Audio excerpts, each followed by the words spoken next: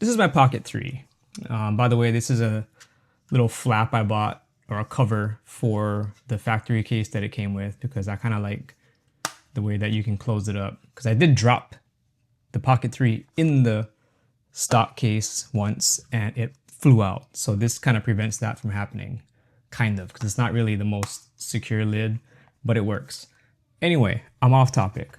The point of this is that right now, because of these dumbass tariffs that our president has imposed, the Pocket 3 I think is like the standard kit is like $700. The creator kit with the microphone is like almost $1,000. That's ridiculous.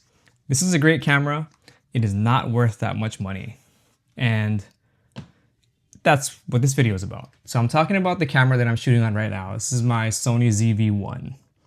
I've had this camera for, I'm gonna say like 5 years. Over 5 years. It's a great little camera. I don't think anything has come on the market since then that's better for all the features that it has. And I'm holding my phone because I have notes, because I'm a loser and I couldn't remember everything I wanted to say. I bought this camera in 2020, you know, pandemic time, because I was just getting out of shooting weddings, getting rid of all my bigger cameras and all the gear. But I still wanted to have a camera that was, you know, fun to shoot with, pocketable, but still capable. It just works. And the thing about it is it has a 24-70 equivalent zoom lens, has a built-in ND filter. It has stabilization, which is pretty good. I do carry around a few batteries with it in this battery case here. So this battery case holds 3 batteries, tells you how much charge is in there. And this is pretty much how I roll with this thing. Right now I have a mic attached to it. It's the DJI Mic 2. But when I'm out and about shooting or on trips, I don't bring an external microphone because the built-in microphone on the ZV-1 is great. And I put with a little wind muff on it, you don't have to worry about wind noise. A little post-processing in Final Cut can clean up that audio very nicely, especially with that voice isolation feature. But, you know, watching the news recently, seeing people exercise their First Amendment rights and documenting things. So I'm watching these things on the news. A lot of cameras out there, a lot of big cameras, people with their phones. Everybody wants to capture history, what's going on right now. So I did notice that when the heavy-handed law enforcement comes around and starts bashing heads and clearing the streets or whatever, the people with the bigger cameras are getting targeted. A lot of times they drop their camera. They got these big, like, their DSLRs or more like mirrorless cameras on their gimbals getting smacked out of their hands, and all thousands of dollars of gears all over the ground.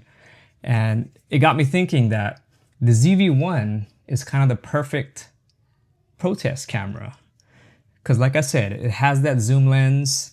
It has an ND filter, so you're shooting in the daytime, just flip that ND filter on. You can, you know, drop your shutter speed or, you know, get exposure without having to worry about external filters.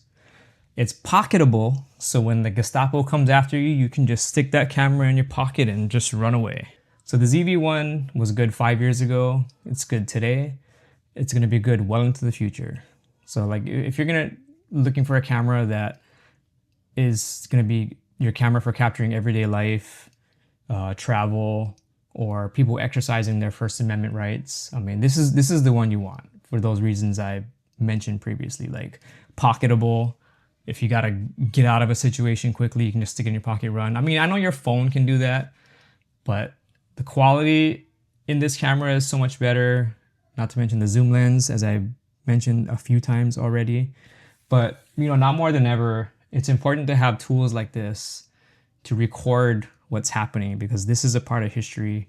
And I think the more people that get out there and show what's happening, the more powerful we are as a civilization or as a society. Because photos and videos don't lie. I mean, you can watch the news and hear people talk about things, but when you can show it, it's that much more powerful.